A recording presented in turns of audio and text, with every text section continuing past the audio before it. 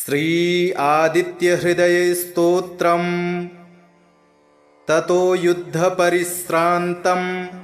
समरे चिन्तया स्थितं रावणं चाग्रतो दृष्ट्वा युद्धाय समुपस्थितं दैवतैश्च समागम्य द्रष्टुमभ्यागतो रणम् उपगम्याब्रवीद्राम मगस्त्यो भगवांस्तदा राम राम महाबाहो शृणु गुह्यं सनातनं येन सर्वा नरीन् वत्स समरे विजयिष्यसे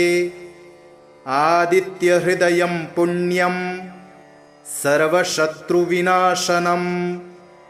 जयावहं जपं नित्यमक्षयं परमं शिवं सर्वमङ्गलमाङ्गल्यं सर्वपापप्रणाशनं चिन्ताशोकप्रशमनमायुर्वर्धनमुत्तमं रश्मिमन्तं समुद्यन्तं देवासुरनमस्कृतं पूजयस्व विवस्वन्तं भास्करं भुवनेश्वरं सर्वदेवात्मको ह्येष तेजस्वी रश्मिभावनः एष देवासुरगणान् लोकान् पाति गभस्तिभिः एष ब्रह्मा च विष्णुश्च शिवः स्कन्दः प्रजापतिः महेन्द्रो धनदः कालो यमः सोमो ह्यपाम्पतिः पितरो वसवः साध्या अश्विनौ मरुतो मनुः वायुर्वह्निः प्रजाः प्राण ऋतुकर्ता प्रभाकरः आदित्यः सविता सूर्यः खगः पूषा गभस्तिमान् सुवर्णसदृशो भानुर्हिरण्यरेता दिवाकरः हरिदश्वः सहस्रार्चिः सप्तसप्तिर्मरीचिमान् तिमिरोन्मथनः शम्भुस्त्वष्टा मार्तण्डकोऽंशुमान् हिरण्यगर्भः शिशिरस्तपनोहस्करो रविः अग्निगर्भोदितेः पुत्रः शङ्खः शिशिरनाशनः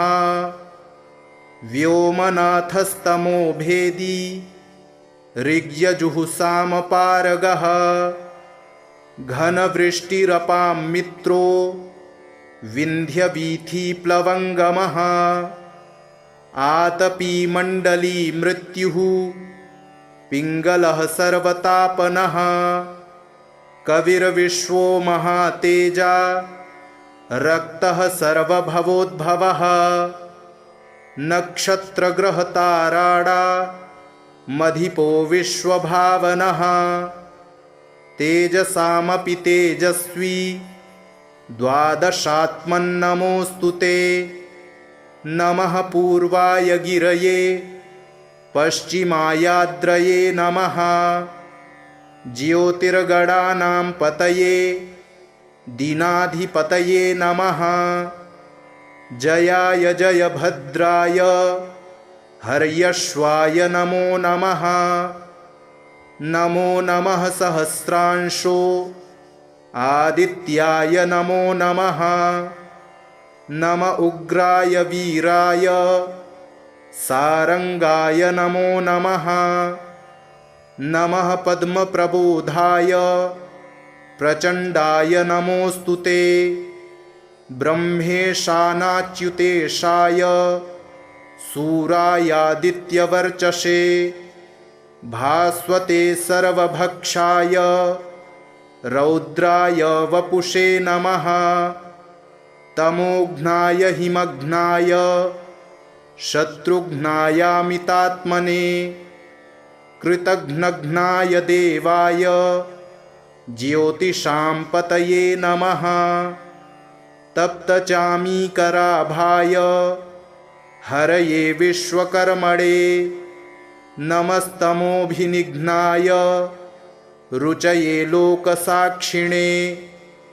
नाशयत्येष वै भूतं तमेव सृजति प्रभुः पायत्येष तपत्येष वर्षत्येष गभस्तिभिः एष सुप्तेषु जागर्ति भूतेषु परिनिष्ठितः एष चैवाग्निहोत्रं च फलं चैवाग्निहोत्रिणां देवाश्च क्रतवश्चैव क्रतूनां फलमेव च यानि कृत्यानि लोकेषु सर्वेषु परमप्रभुः एनमापत्सु कृच्छ्रेषु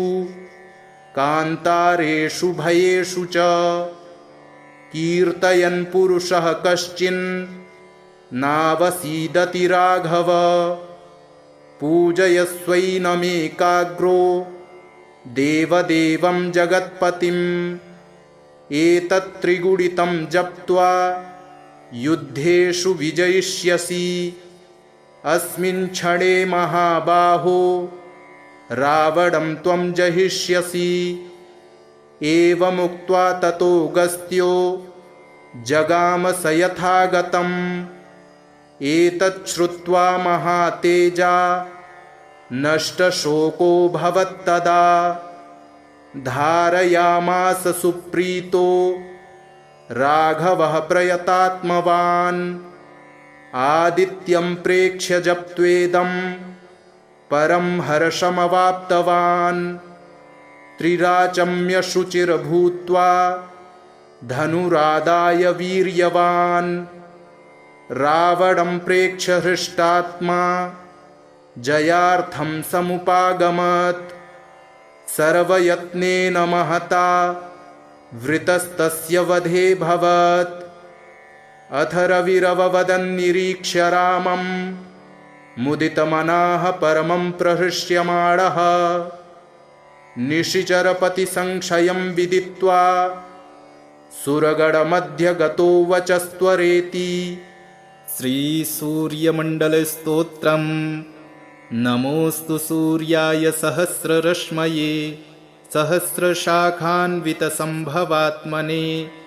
सहस्रयोगोद्भवभावभागिने सहस्रसङ्ख्यायुगधारिणे नमः यन्मण्डलं दीप्तिकरं विशालं रत्नप्रभं तीव्रमनादिरूपं दारिद्र्यदुःखक्षयकारणं च पुनातु मां तत्सवितुर्वरेण्यं यन्मण्डलं देवगणैः सुपूजितं विप्रैस्तुतं भावनमुक्तिकोविदं तं देवदेवं प्रणमामि सूर्यं पुनातु मां तत्सवितुर्वरेण्यं यन्मण्डलं ज्ञानघनं त्वगम्यं त्रैलोक्यपूज्यं त्रिगुणात्मरूपं समस्ततेजोमयदिव्यरूपं पुनातु मां तत्सवितुर्वरेण्यं यन्मण्डलं गूढमतिप्रबोधं धर्मस्य वृद्धिं कुरुते जनानां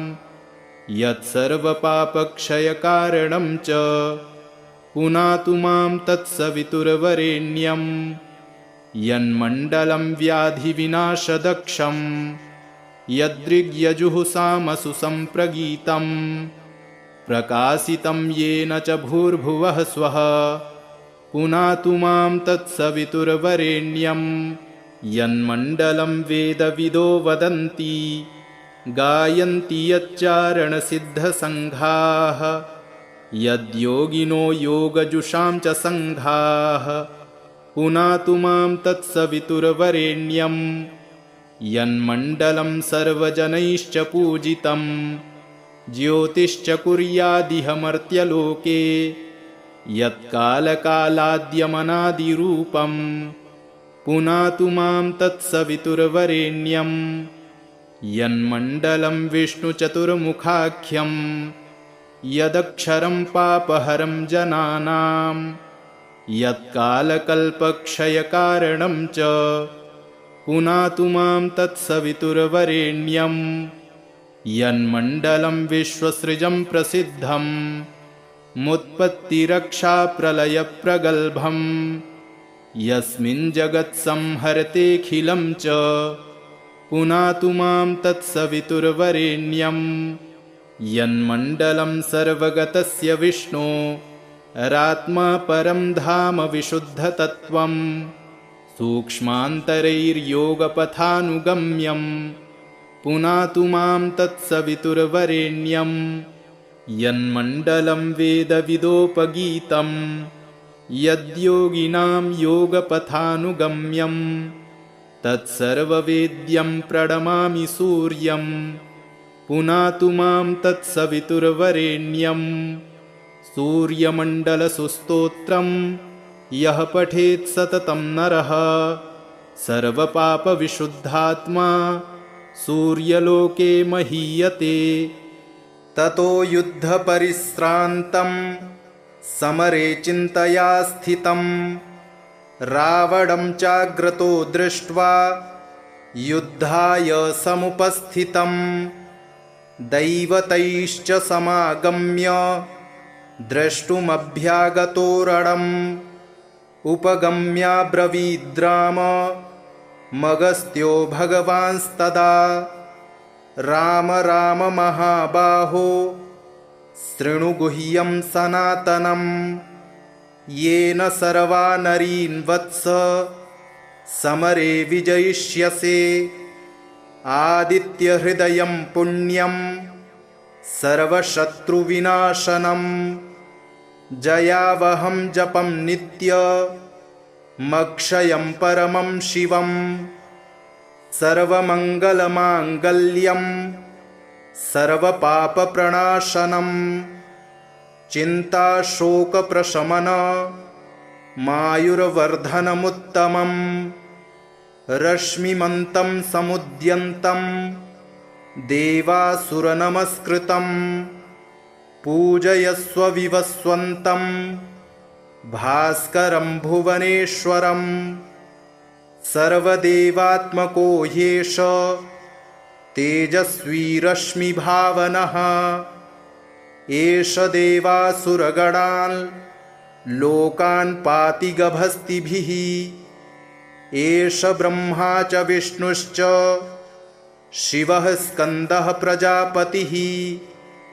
महेन्द्रो धनदः कालो यमः सोमो ह्यपाम्पतिः पितरो वसवः साध्या अश्विनौ मरुतो मनुः वायुर्वह्निः प्रजाः प्राण ऋतुकर्ता प्रभाकरः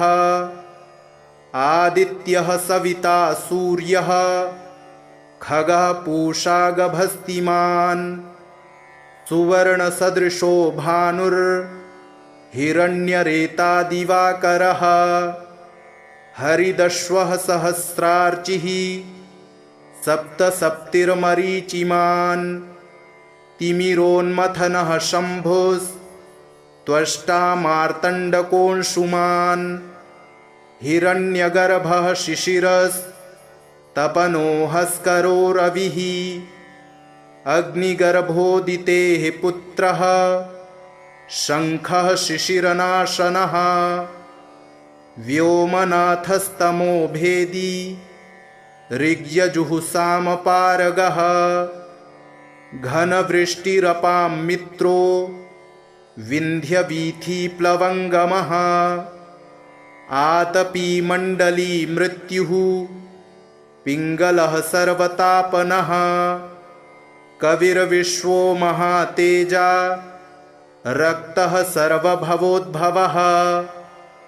नक्षत्रग्रहताराडा मधिपो विश्वभावनः तेजसामपि तेजस्वी द्वादशात्मन्नमोऽस्तु ते नमः पूर्वाय गिरये पश्चिमायाद्रये नमः ज्योतिर्गणानां पतये दीनाधिपतये नमः जयाय जयभद्राय हर्यश्वाय नमो नमः। नमो नमः सहस्रांशो आदित्याय नमो नमः नम उग्राय वीराय सारंगाय नमो नमः नमः पद्मप्रबोधाय प्रचण्डाय नमोऽस्तुते ब्रह्मेशानाच्युतेशाय सूरायादित्यवर्चसे भास्वते सर्वभक्षाय रौद्राय वपुषे नमः तमोघ्नाय हिमघ्नाय शत्रुघ्नायामितात्मने कृतघ्नघ्नाय देवाय ज्योतिषां पतये नमः तप्तचामीकराभाय हरये विश्वकर्मणे नमस्तमोभिनिघ्नाय रुचये लोकसाक्षिणे नाशयत्येष वै भूतं तमेव सृजति प्रभुः पायत्येष तपत्येष वर्षत्येष गभस्तिभिः एष सुप्तेषु जागर्ति भूतेषु परिनिष्ठितः एष चैवाग्निहोत्रं च फलं चैवाग्निहोत्रिणां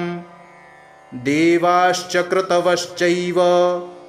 क्रतूनां फलमेव च यानि कृत्यानि लोकेषु सर्वेषु परमप्रभुः एनमापत्सु कृच्छ्रेषु कान्तारेषु भयेषु च कीर्तयन् पुरुषः कश्चिन् नावसीदति राघव पूजयस्वैनमेकाग्रो देवदेवं जगत्पतिम्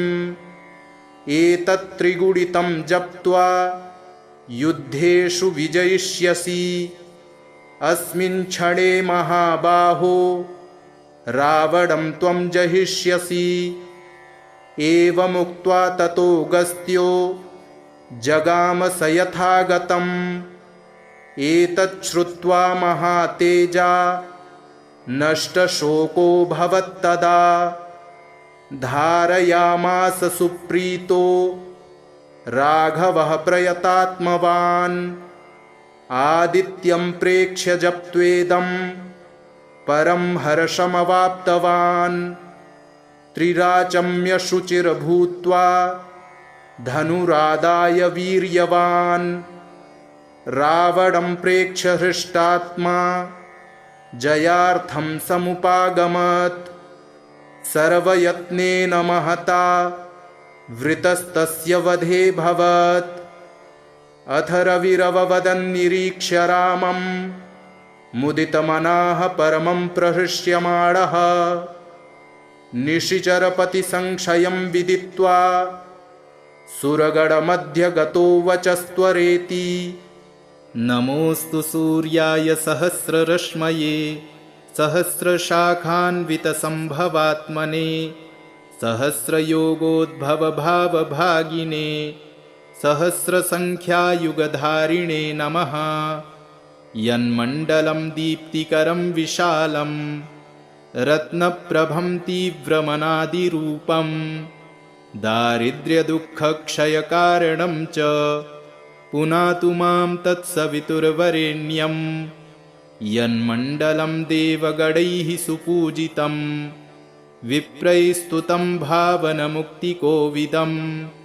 तं देवदेवं प्रणमामि सूर्यं पुनातु मां तत्सवितुर्वरेण्यं यन्मण्डलं ज्ञानघनं त्वगम्यं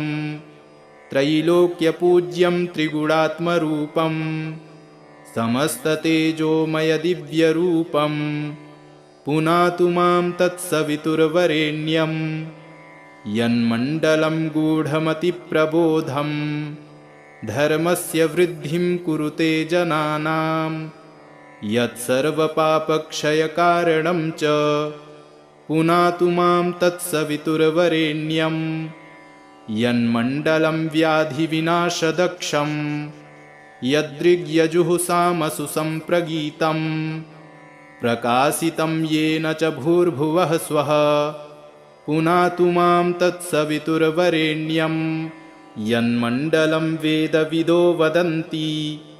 गायन्ति यच्चारणसिद्धसङ्घाः यद्योगिनो योगजुषां च सङ्घाः पुनातु मां तत्सवितुर्वरेण्यं यन्मण्डलं सर्वजनैश्च पूजितं ज्योतिश्च कुर्यादिह मर्त्यलोके यत्कालकालाद्यमनादिरूपं पुनातु मां तत्सवितुर्वरेण्यं यन्मण्डलं विष्णुचतुर्मुखाख्यं यदक्षरं पापहरं जनानां यत्कालकल्पक्षयकारणं च पुनातु मां तत्सवितुर्वरेण्यं यन्मण्डलं विश्वसृजं प्रसिद्धं मुत्पत्तिरक्षाप्रलयप्रगल्भं यस्मिन् जगत्संहरतेऽखिलं च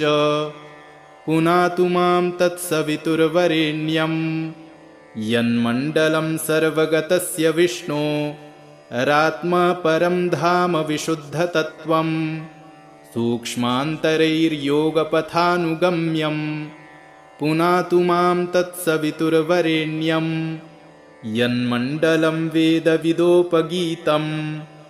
यद्योगिनां योगपथानुगम्यं तत्सर्ववेद्यं प्रणमामि सूर्यं पुनातु मां तत्सवितुर्वरेण्यं सूर्यमण्डलसुस्तोत्रं यः पठेत् सततं नरः सर्वपापविशुद्धात्मा सूर्यलोके महीयते।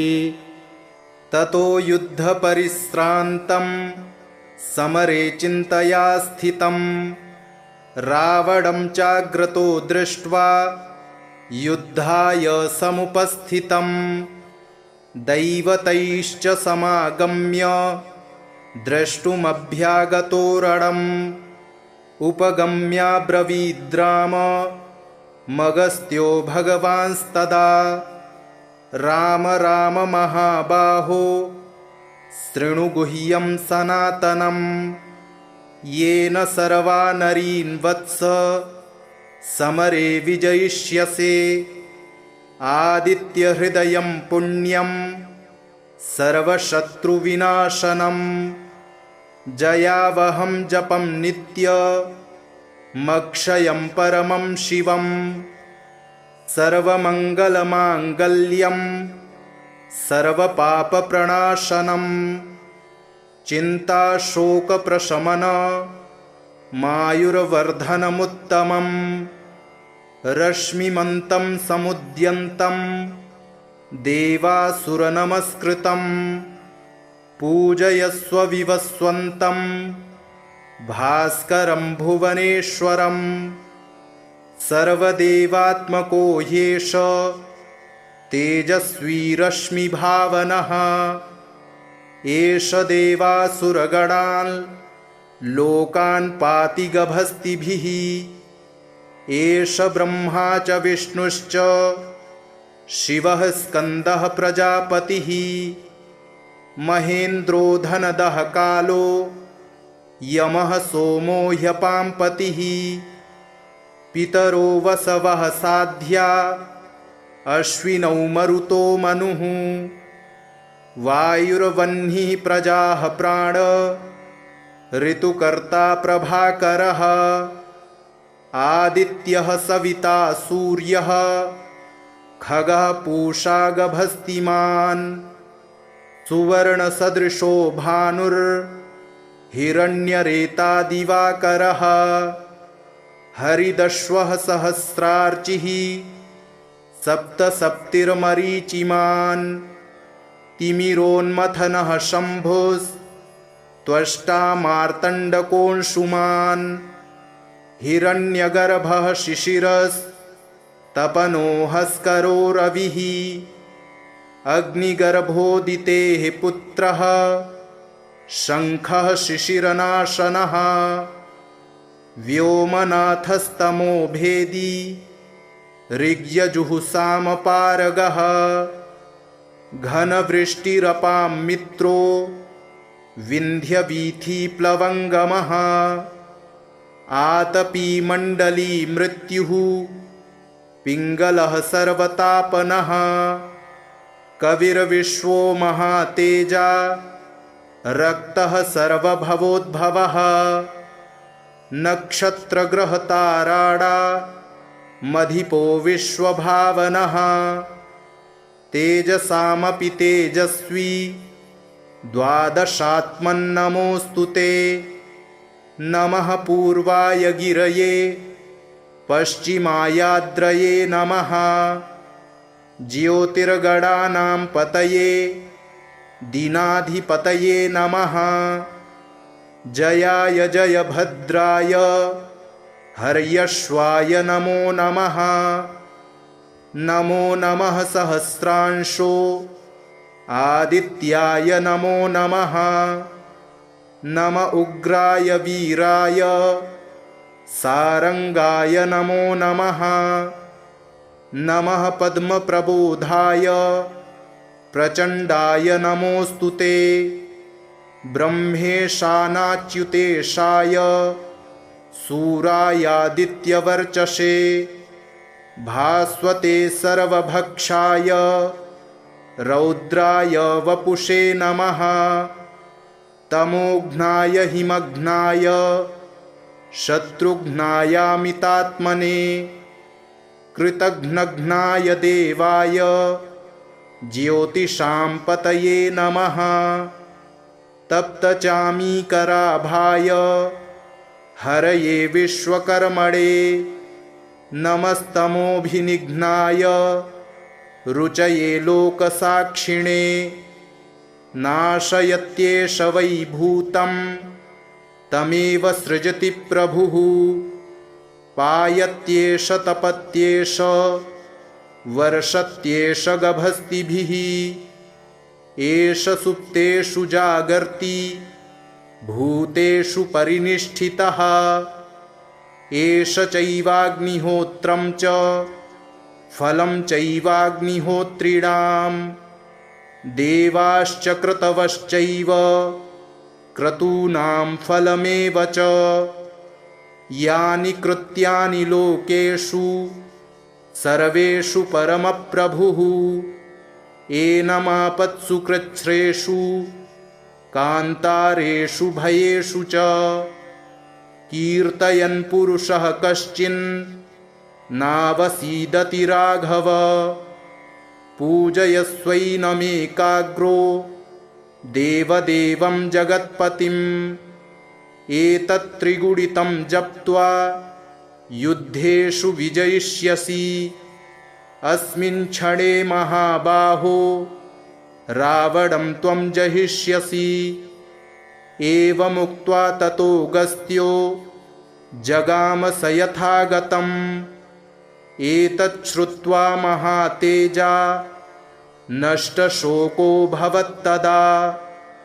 धारयामास सुप्रीतो राघवः प्रयतात्मवान् आदित्यं प्रेक्ष्य जप्त्वेदं परं हर्षमवाप्तवान् त्रिराचम्य शुचिर्भूत्वा धनुरादाय वीर्यवान् रावणं प्रेक्ष्य हृष्टात्मा जयार्थं समुपागमत् सर्वयत्नेन महता वृतस्तस्य वधे भवत् अथ रविरववदन्निरीक्ष्य रामं मुदितमनाः परमं प्रहृष्यमाणः निशिचरपतिसंक्षयं विदित्वा सुरगणमध्यगतो वचस्त्वरेति नमोऽस्तु सूर्याय सहस्ररश्मये सहस्रशाखान्वितसम्भवात्मने सहस्रयोगोद्भवभावभागिने सहस्रसङ्ख्यायुगधारिणे नमः यन्मण्डलं दीप्तिकरं विशालं रत्नप्रभं तीव्रमनादिरूपं दारिद्र्यदुःखक्षयकारणं च पुनातु मां तत्सवितुर्वरेण्यं यन्मण्डलं देवगणैः सुपूजितं विप्रैस्तुतं भावनमुक्तिकोविदं तं देवदेवं प्रणमामि सूर्यं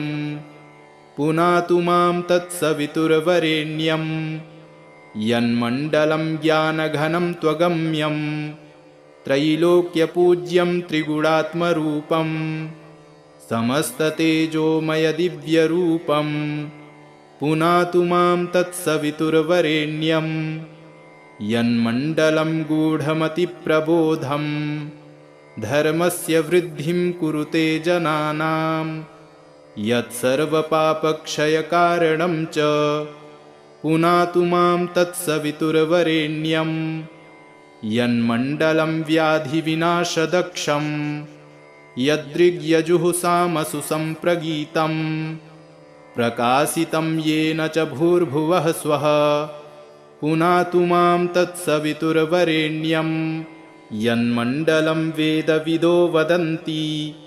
गायन्ति यच्चारणसिद्धसङ्घाः यद्योगिनो योगजुषां च सङ्घाः पुनातु मां तत्सवितुर्वरेण्यं यन्मण्डलं सर्वजनैश्च पूजितं ज्योतिश्च कुर्यादिह मर्त्यलोके यत्कालकालाद्यमनादिरूपं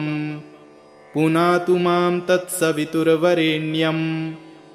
यन्मण्डलं विष्णुचतुर्मुखाख्यं यदक्षरं पापहरं जनानां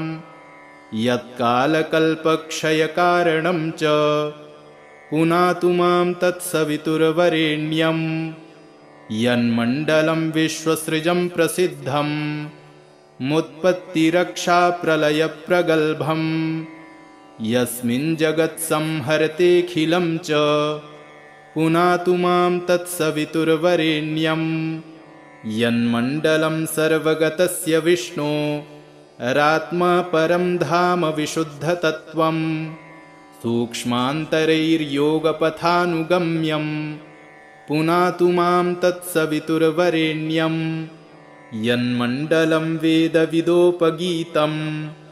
यद्योगिनां योगपथानुगम्यं तत्सर्ववेद्यं प्रणमामि सूर्यं पुनातु मां तत्सवितुर्वरेण्यं सूर्यमण्डलसुस्तोत्रं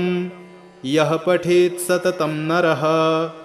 सर्वपापविशुद्धात्मा सूर्यलोके महीयते। ततो युद्धपरिश्रान्तं समरे चिन्तया स्थितं रावणं चाग्रतो दृष्ट्वा युद्धाय समुपस्थितं दैवतैश्च समागम्य द्रष्टुमभ्यागतो रणम् उपगम्याब्रवीद्राम मगस्त्यो भगवांस्तदा राम राम महाबाहो शृणु गुह्यं सनातनं येन सर्वा नरीन् वत्स समरे विजयिष्यसे आदित्यहृदयं पुण्यं सर्वशत्रुविनाशनं जयावहं जपं नित्यमक्षयं परमं शिवं सर्वमङ्गलमाङ्गल्यं सर्वपापप्रणाशनं चिन्ताशोकप्रशमनमायुर्वर्धनमुत्तमं रश्मिमन्तं समुद्यन्तं देवासुरनमस्कृतं पूजयस्व विवस्वन्तं भास्करं भुवनेश्वरं सर्वदेवात्मको ह्येष तेजस्वी रश्मिभावनः एष देवासुरगणान्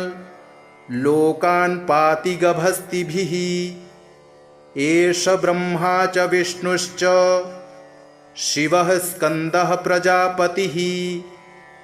महेन्द्रो धनदः कालो यमः सोमो ह्यपाम्पतिः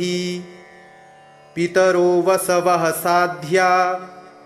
अश्विनौ मरुतो मनुः वायुर्वह्निः प्रजाः प्राण ऋतुकर्ता प्रभाकरः आदित्यः सविता सूर्यः खगः पूषा गभस्तिमान् सुवर्णसदृशो भानुर्हिरण्यरेता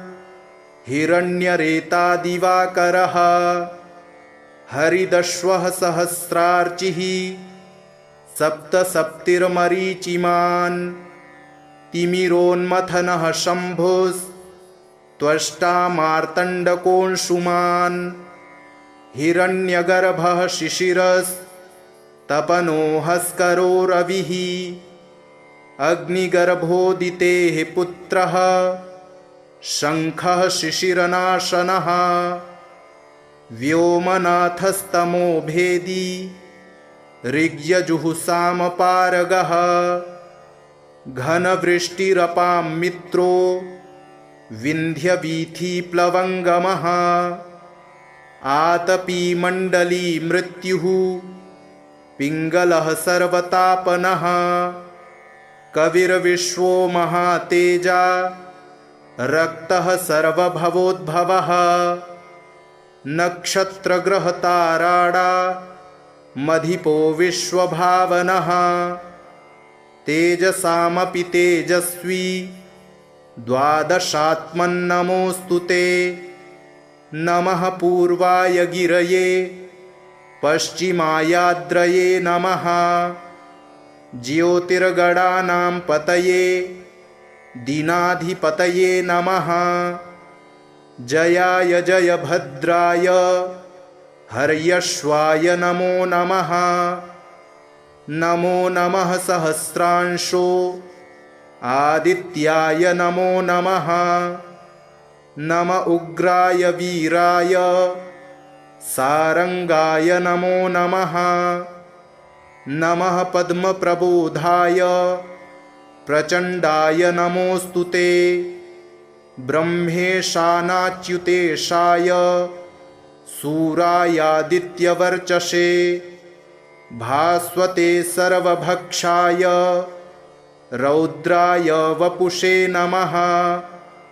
तमोघ्नाय हिमघ्नाय शत्रुघ्नायामितात्मने कृतघ्नघ्नाय देवाय ज्योतिषां पतये नमः तप्तचामीकराभाय हरये विश्वकर्मणे नमस्तमोभिनिघ्नाय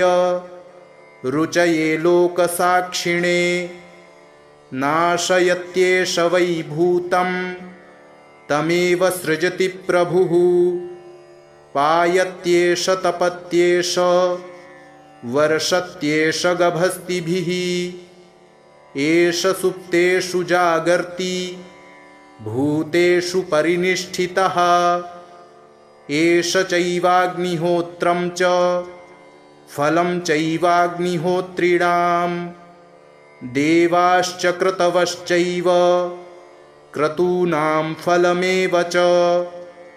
यानि कृत्यानि लोकेषु सर्वेषु परमप्रभुः एनमापत्सु कृच्छ्रेषु कान्तारेषु भयेषु च कीर्तयन् पुरुषः कश्चिन् नावसीदति राघव पूजयस्वैनमेकाग्रो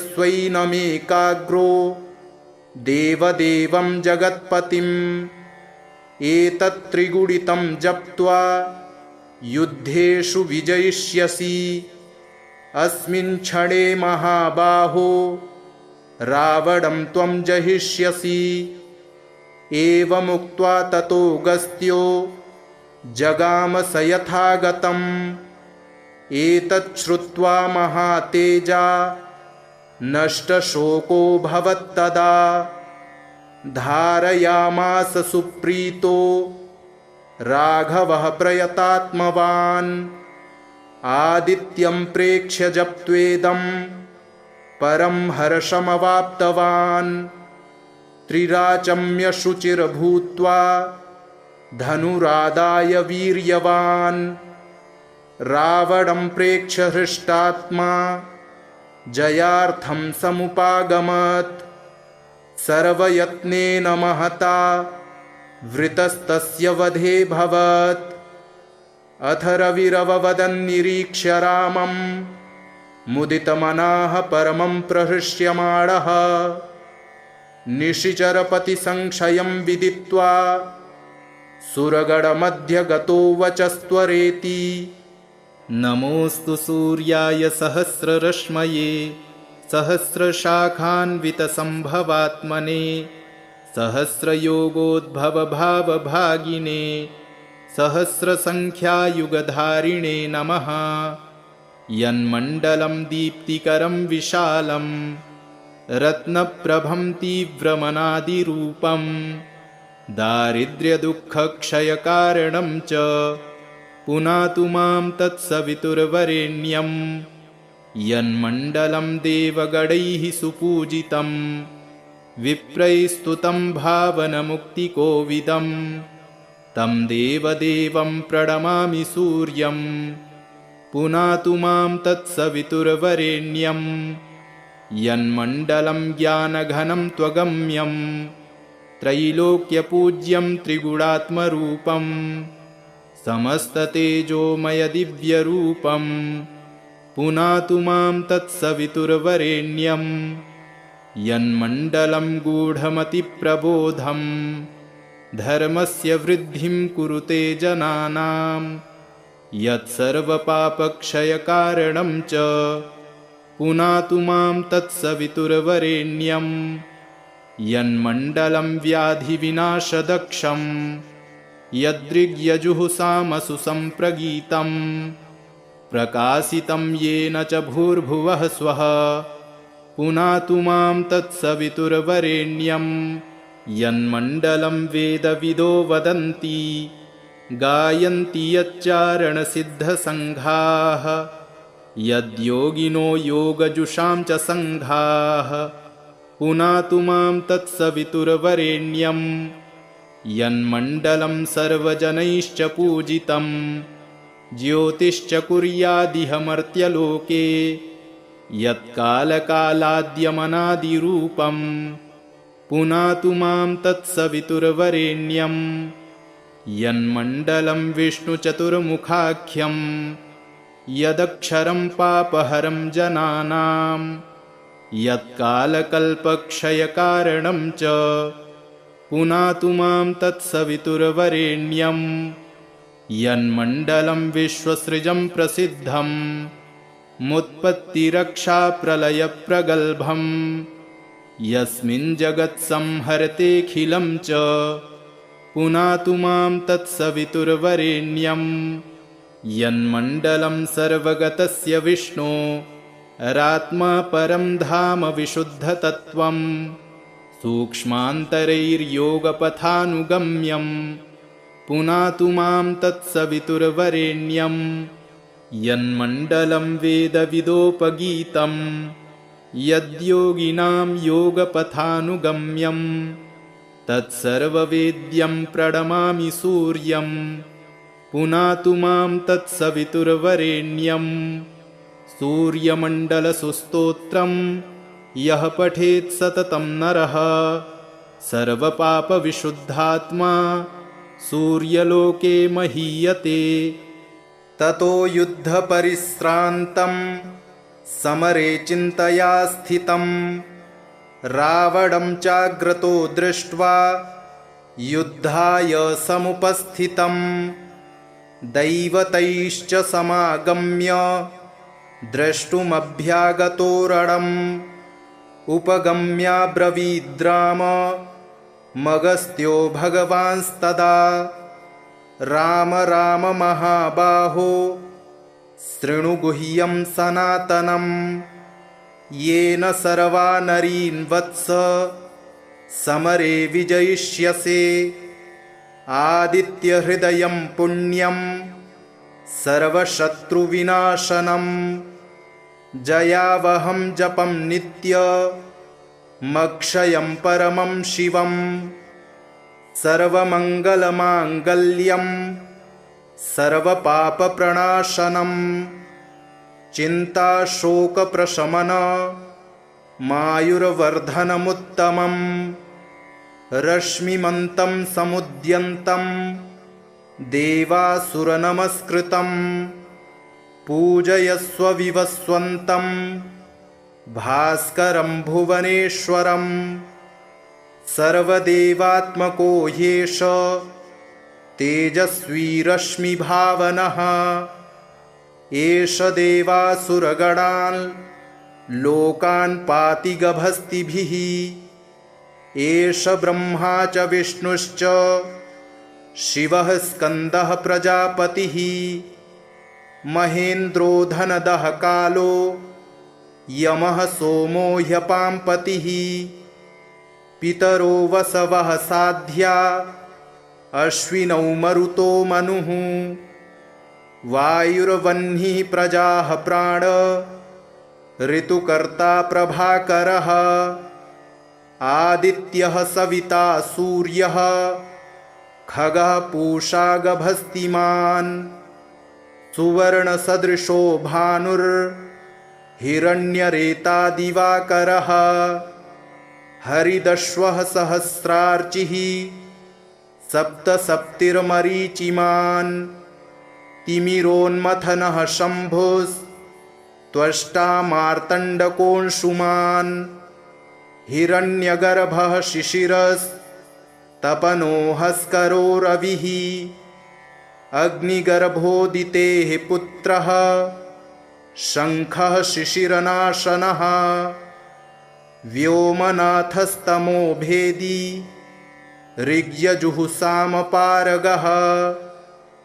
घनवृष्टिरपां मित्रो विन्ध्यवीथिप्लवङ्गमः आतपीमण्डली मृत्युः पिङ्गलः सर्वतापनः कविर्विश्वो महातेजा रक्तः सर्वभवोद्भवः नक्षत्रग्रहताराडा मधिपो विश्वभावनः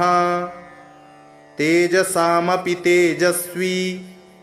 द्वादशात्मन्नमोऽस्तु ते नमः पूर्वाय गिरये पश्चिमायाद्रये नमः ज्योतिर्गणानां पतये दीनाधिपतये नमः जयाय जयभद्राय हर्यश्वाय नमो नमः नमो नमः सहस्रांशो आदित्याय नमो नमः नम उग्राय वीराय सारंगाय नमो नमः नमः पद्मप्रबोधाय प्रचण्डाय नमोऽस्तु ते ब्रह्मेशानाच्युतेशाय सूरायादित्यवर्चसे भास्वते सर्वभक्षाय रौद्राय वपुषे नमः तमोघ्नाय हिमघ्नाय शत्रुघ्नायामितात्मने कृतघ्नघ्नाय देवाय ज्योतिषां पतये नमः तप्तचामीकराभाय हरये विश्वकर्मणे नमस्तमोभिनिघ्नाय रुचये लोकसाक्षिणे नाशयत्येष वै भूतं तमेव सृजति प्रभुः पायत्येष तपत्येष वर्षत्येष गभस्तिभिः एष सुप्तेषु जागर्ति भूतेषु परिनिष्ठितः एष चैवाग्निहोत्रं च फलं चैवाग्निहोत्रिणाम् देवाश्च क्रतवश्चैव क्रतूनां फलमेव च यानि कृत्यानि लोकेषु सर्वेषु परमप्रभुः एनमापत्सु कृच्छ्रेषु कान्तारेषु भयेषु च कीर्तयन् पुरुषः कश्चिन् नावसीदति राघव पूजयस्वैनमेकाग्रो देवदेवं जगत्पतिम् एतत्त्रिगुणितं जप्त्वा युद्धेषु विजयिष्यसि अस्मिन् क्षणे महाबाहो रावणं त्वं जहिष्यसि। एवमुक्त्वा ततोऽगस्त्यो जगाम स यथागतम्। एतत् श्रुत्वा महातेजा नष्टशोको भवत्तदा। धारयामास सुप्रीतो राघवः प्रयतात्मवान्। आदित्यं प्रेक्ष्य जप्त्वेदं परं हर्षमवाप्तवान्। त्रिराचम्य शुचिर्भूत्वा धनुरादाय वीर्यवान्। रावणं प्रेक्ष्य हृष्टात्मा जयार्थं समुपागमत्। सर्वयत्नेन महता वृतस्तस्य वधे भवत्। अथ रविरववदन्निरीक्ष्य रामं मुदितमनाः परमं प्रहृष्यमाणः। निशिचरपतिसंक्षयं विदित्वा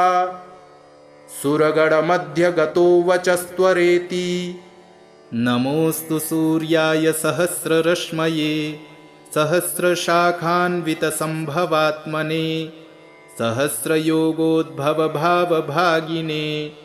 सहस्रसङ्ख्यायुगधारिणे नमः। यन्मण्डलं दीप्तिकरं विशालं रत्नप्रभं तीव्रमनादिरूपं दारिद्र्यदुःखक्षयकारणं च पुनातु मां तत्सवितुर्वरेण्यं। यन्मण्डलं देवगणैः सुपूजितं विप्रैस्तुतं भावनमुक्तिकोविदं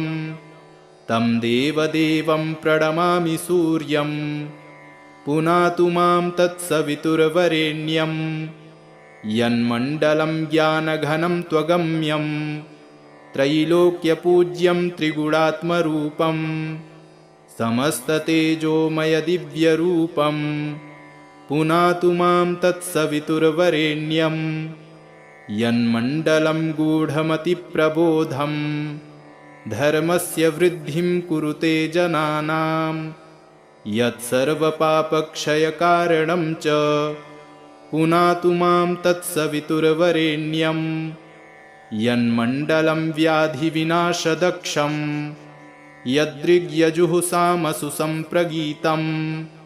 प्रकाशितं येन च भूर्भुवः स्वः पुनातु मां तत्सवितुर्वरेण्यं।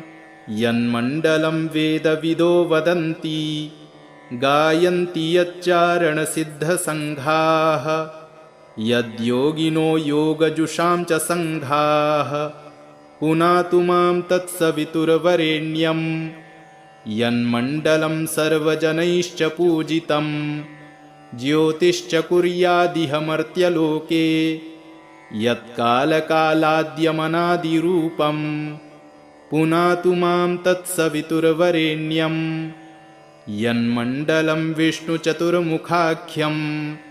यदक्षरं पापहरं जनानां यत्कालकल्पक्षयकारणं च पुनातु मां तत्सवितुर्वरेण्यं।